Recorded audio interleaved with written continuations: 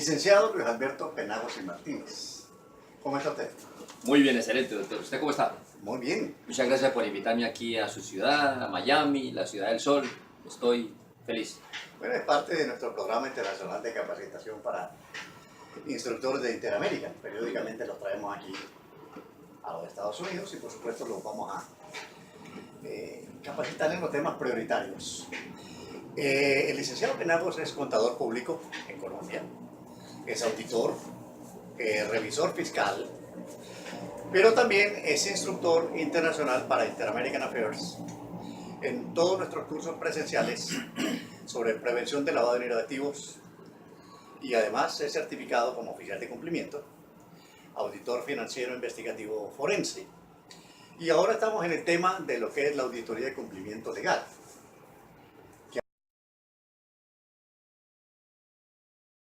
Conversar con usted sobre un tema que está de moda, de actualidad. Y el tema es corrupción. Corrupción.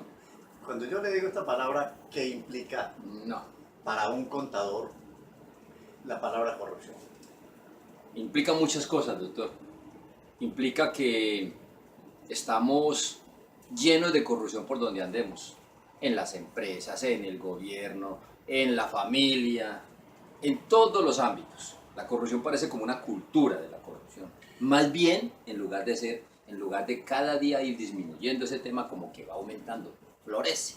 O sea, es el concepto general El concepto general. para una persona o para la gente, el público en general, que no conoce la tipificación o la acepción que dice la ley sobre el delito de corrupción. Correcto. ¿Sabía usted, mi querido licenciado Penagos, que hoy en día el delito de corrupción es calificado y tipificado por los entes gubernamentales a nivel internacional como un delito transnacional? Es correcto, doctor. Ya estoy enterado completamente de eso. De hecho, doctor, cuando he venido aquí a los Estados Unidos a certificarme como auditor forense, como auditor antilavado de dinero, esos temas están siempre presentes a la luz de los estándares internacionales. Para mí es claro eso. No sé si para allá los demás colegas, contadores, auditores, revisores fiscales tengan absolutamente claro el tema. Yo no lo creo, doctor, porque es que no hay mucha capacitación al respecto. Hay una cosa, licenciado, que yo quisiera hacer mucho énfasis. Siempre hemos hablado del tema de corrupción desde la Convención de Palermo de Sí, Naciones Unidas, sí. hace muchos años, y se ratificó incluso a través de otros tratados bilaterales.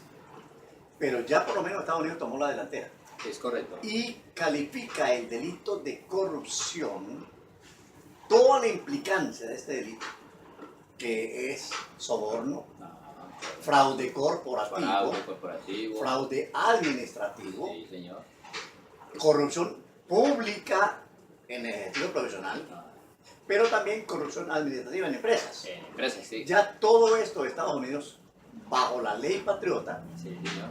o sea, la ley que es la más contundente arma contra el delito financiero en el mundo, aunque es expedida en Estados Unidos, la gente siempre pregunta, pero ¿por qué nosotros estamos sujetos a cumplir una ley norteamericana Es lo que todo el mundo... cuando nosotros estamos en nuestros países? Exactamente. El caso suyo, Colombia. Sí. ¿Por qué es una ley extraterritorial norteamericana y afecta a los colombianos, o a los chilenos, o a los argentinos, o a los salvadoreños, o a los chinos incluso? Totalmente. ¿Por qué? O ¿Por sea, qué? ¿qué entiende usted Yo... como un profesional que está en un país y por qué usted cree que esa ley le afecta a usted? Yo ya lo entiendo, doctor, pero allá no lo van a entender. Todavía el parroquiano allá no lo entiende por qué. Y es muy sencillo. Yo lo entendí porque estoy aquí, porque vine acá y porque estudié acá y porque me certifiqué acá. Yo entiendo que todos los países que hacen parte de las Naciones Unidas como países cooperantes, pues lógicamente tendrán que adaptarse a esos estándares internacionales y armonizar sus leyes a esos estándares internacionales. Es que yo tengo entendido, doctor, usted me corrige, es la ONU emite unos pronunciamientos, emite unos estándares y esos estándares son de obligatorio cumplimiento para todas sus naciones adherentes. ¿O no es correcto esa apreciación? A ver, le aclaro un poquitico más. La ONU es un ente intragubernamental compuesto por 193 países, Ajá. empezando por Afganistán y terminando por Zimbabue. Estos 193 países que se formaron después de la Segunda Guerra Mundial se comprometieron a cumplir todos los decretos de ley Decretos de ley, exactamente. que emite Naciones Unidas, pero para efectos de semántica no se llaman decretos ley, se llaman resoluciones, Resoluciones, correcto. porque son resoluciones que se toman bajo un consenso mundial con los expertos delegados de los diferentes países a las diferentes comisiones, comités y organizaciones que dependen de Naciones Unidas. De hecho, entonces ya está obligado como país Entonces, cada país miembro está obligado a cumplir con esa a resolución. cumplir con esa resolución. No va a tomar el pie de la letra de lo que se emite allá, pero sí tiene que La armonizar. esencia sí tiene que ser. La esencia tiene que ser la misma, pero la armonización de la ley nuestra, digamos, en mi país, tiene que ir acorde con esos lineamientos que dijeron allá, Ok, que firmaron entonces, allá. ¿qué pasa? Además de este organismo internacional que es Naciones Unidas, también existe otro organismo multinacional que se llama Grupo de Acción Financiera Internacional, que fue el que emitió en los años 90 las famosas 40 recomendaciones, Correcto, el GAFI. Estamos que hablando hoy del en GAFI. día son 49, Correcto, sí, y señor. que se le adicionaron 9 recomendaciones más Correcto, después de la Torre Gemela, después del 2001, sí, señor. y todo referente al financiamiento del terrorismo. Con mayores veras lo tenemos que acatar, Ok. ese ordenamiento. Entonces, cuando se ve que a través del fraude, a través de la corrupción, a través del soborno, a través de la manipulación contable, a través de la manipulación de informes financieros, se financian grupos ilegales fuera de la ley que ponen en peligro la seguridad nacional, Correcto. sí, esos señor. delitos se llaman delitos transnacionales. Transfronterizos. O correcto. transfronterizos, O igual, no hay transfronterizos, problema. sí, señor. Donde se tiene poder para pedir en extradición a estas personas que infringen estas leyes. Así es. Ahora, esta implicancia o esta situación ha agravado la condición de muchos ejecutivos en el mundo, porque ya por lo menos Estados Unidos está poniendo, incluyendo en la lista OFAC, que es la lista de la Oficina de Activos Extranjeros del Departamento del Tesoro, que se llama Office of Foreign Affairs and Control de Activos Extranjeros. Más conocido como la lista Clinton, que La lista Clinton la o la temida, lista negra la o la temida. lista La- Kingpin o lo que sea, que sí. empezó en el año 95. Correcto, sí, señor. Un decreto del presidente La Clinton. temida lista Clinton. Antes se hablaba de narcotraficantes, Sí, sí. después se le adicionaron terroristas y ahora se le están adicionando nombres de personas corruptas Corrupta, sí, señor, así va a quedar. o funcionarios de gobiernos que avalan la corrupción. Me parece muy bueno, me parece Entonces, excelente noticia. ¿en qué papel pone a estas personas? En que ningún ciudadano norteamericano, ninguna empresa norteamericana puede hacer negocios con personas que aparezcan en esta lista. Imagínese a dónde... Es prácticamente una lista negra mundial. Sí. Cuando hablamos de corrupción, ya hay casos precedentes donde Estados Unidos está muy atento a cómo funciona la ley país por país Exactamente. en delitos de corrupción. Ahora, ¿por qué? Le voy a dar la respuesta. Porque normalmente el delito de corrupción, el producto de la corrupción, generalmente se envía a otros países. O sea, a lo que se llaman paraísos fiscales o también paraísos para esconder dinero de actividades ilegales. Es correcto. Hay que entender una cosa. mi Paraísos querido. o infiernos fiscales, diría yo. Bueno, pero es que la gente piensa que paraíso fiscal es únicamente para evasión de impuestos. Sí, no, eso No. tiene otras connotaciones. Eso también Sí. es para esconder Sí. capital de mal habidos. Claro, obviamente. O sea, no me deposites el dinero en mi país, Sí, claro. porque lógicamente me voy a poner en Sí, evidencia. sí, sí. Deposítame el dinero que tú me vas a dar a cambio de firmarte un contrato, o manipular la información, o hacer algo, el cabildeo para que te den el contrato, porque yo soy senador, soy congresista, soy un lobista con el O gobierno, sea, ya, o tengo nexos con el gobierno que te pueden dar este o contrato. sea, ya ese lobista sabe en la triquiñuela para que no entre la plata a su país, sino que lo coloques en otro Eso. lado. Y a nombre de una sociedad portafolio, Por o eso, una empresa de papel, o un nombre corporativo ficticio. por eso hablamos de un delito transnacional. Entonces, ahí es. Y además, ¿por qué tiene jurisdicción en Estados Unidos? Es correcto, esa Porque es es sencillo. la cizaña Cuando ahí. usted manda un dinero de un país a otro, supongamos que ese dinero salió en reales. En yenes o en pesos, pesitos Bueno, colombianos. no sé. Pesitos colombianos, hablemos de pesitos colombianos. El hecho de salir del país y mandarlo a través de un banco, al llegar al otro país, ¿en qué se convierte ese dinero? Tiene que convertirse lógicamente en dólares, en dólar, dolaritos. que es la moneda universal. Porque allá no van a recibir pesos colombianos para nada. Entonces, esa figura de la conversión, mientras viaja en el término de microsegundos, que se demora por una transferencia aquí mientras llega allá, esa sola transacción ya le da jurisdiccionalidad a la ley patriota de los Estados Unidos. A la ley Está cometiendo un delito con dinero norteamericano. He ahí la respuesta a la pregunta de que por qué me aplica esa ley de Estados Unidos aquí en Colombia. No, un momentico, es que estás trabajando con dinero de los Estados Unidos. Entonces, eso es lo que pasa cuando los países son negligentes o no quieren entender que el delito de corrupción es un delito transnacional. Exactamente, pero no, porque no se entiende eso, doctor, porque nadie lo explica, porque Bueno, de eso la se gente trata no de quiere estudiar. estudiar, el contador no quiere estudiar. Bueno, entonces, esa parte que usted está tocando, ¿qué pasa con los contadores ochenteros? Ochenteros de la nueva, ¿los millennials o qué? Los ochenteros, Los ochenteros, sí. que hoy en día son contadores de 38, 40, 42 años. No, doctor, eso sí es un lío tremendo. No hablemos de los de más de 50 y 60. No hablemos de los demás de 50. Porque ellos todavía están pensando en el libro de 18 columnas. y Sí, todo. sí, sí. Pero hablemos de los de 35 años para arriba. Bueno, hablemos de los 35 años para arriba. 40 años, vamos a ponerle 40 años. Hay un fenómeno ahí. No se quieren actualizar porque tienen una expectativa. ¿Cuál es la expectativa? En mi país, una persona como yo se pensiona a los 62 años. Sí. Un hombre y una mujer a los 57. Entonces, una persona que tenga 40 años y que lleve 20 trabajando en una empresa, entonces está cercano a 20 años de su pensión y dice, ¿para qué me voy a especializar? ¿Para qué voy a gastar plata yo especializándome en algo que yo sé que va a pasar de moda rapidito y ahí vienen los otros vienen detrás y me enseñan? Y además de eso, no es responsabilidad mía certificarme yo o especializarme yo. Eso me lo tiene que pagar mi empleador.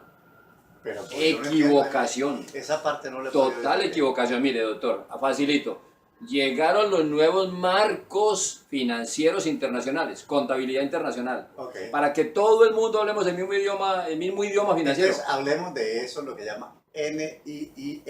NIIF, Normas Internacionales de de Información información Financiera. financiera. ¿Para cuándo se supone que va a estar universalizado el sistema? Pues así como vamos por allá para el otro siglo, porque como vamos hay muchos países quedados. Hay muchos países quedados. Nosotros estamos quedados. Nosotros, en Colombia se emitió la ley 1914 en el año 2009. 1314, perdóneme. 1314 en el año 2009. Y esta es la hora que todavía la gente, el 80% que conforman las pymes en mi país, todavía de ese 80% que conforman las pymes, por lo menos un 70% de ese 80% no han inmigrado todavía a los nuevos marcos normativos. Ahora, cuando se universalice esto, no vamos a aceptar la contabilidad tradicional, sino basado en las normas internacionales de contabilidad Claro. y basado en las normas internacionales de contabilidad y auditoría en NIFS. Y ya empiezan a ejercer presión, ¿quiénes? Los bancos. Yo Bueno, le usted sí califico, puede hablar de ese tema porque usted está Sí. postulado para una titulación en NIFS. por supuesto, estoy aspirando a la certificación ¿En Londres? ICAEU en Londres, que es la que certifica a los auditores en NIF, o sea, las NIAs, Normas Internacionales de Auditoría. ¿Y entonces qué va a pasar? Y entonces, ¿qué va a pasar? Que si nos cogen, como decimos, sin la preparación adecuada, entonces dígame, ¿qué dictamen de un revisor fiscal sobre estados Pensemos en financieros? una empresa multinacional que quiera hacer negocios con colombianos, Por ejemplo, con empresas colombianas y que no estén certificadas bajo las normas no va a poder. nuevas de NIFS y NIAS. No va a poder entregar estados Dice, no financieros puedo ni hacerlo, auditados. ¿Y cuál es el dictamen entonces? No, que es que el revisor fiscal no puede emitir un dictamen sobre un estado financiero bajo NIF. Entonces, ¿qué perdimos? ¿Quién perdió? Perdió el país. ¿Quién perdió? Perdió la empresa. ¿Quién perdió? Esos contadores, esos colegas míos. Como si no nos metemos en este campo, en este rol, en esa tecnología nueva, pues se van a quedar. Bueno, hablemos a hacer otra cosa. ahora de otro tema. Ya hablamos de corrupción, Sí, hablamos de normas internacionales y hablamos del riesgo del que no se capacita. correcto. Pero, ¿cómo ve usted la actualización de las leyes que se está actualizando país por país en una forma muy lenta, pero que ya hay una tendencia de declarar al contador y el auditor y el profesional de alto perfil financiero como sujetos obligados a reportar transacciones? Bueno, ya tenemos, nosotros ya avanzamos en eso un poquito, porque ya Colombia implementó una cosa que se llama el compromiso de los contadores, la obligación de los contadores a reportar hechos de corrupción al interior de las empresas que auditan. No tengo Ahora, ¿qué independencia. pasa? No el caso suyo, porque usted está capacitado, está certificado y conoce los riesgos tanto legales como penales Correcto. de esto. Pero ¿qué pasa con otros contadores que no están alerta del riesgo tan grande que se corre cuando avalan una información sin tener claro el concepto que están firmando en un estado financiero, un balance, un informe financiero, Que es un documento que lo hace un público. auxiliar Sí, contable, pero que él confía en su auxiliar contable y que es un documento público, doctor. y que no hay un registro de documentos, que no verifican documentos? El atestar una firma en un balance, una declaración de renta, eso es un documento público. Yo estoy dando fe como auditor, como revisor fiscal, de que eso corresponde a la realidad, pero yo no lo hago.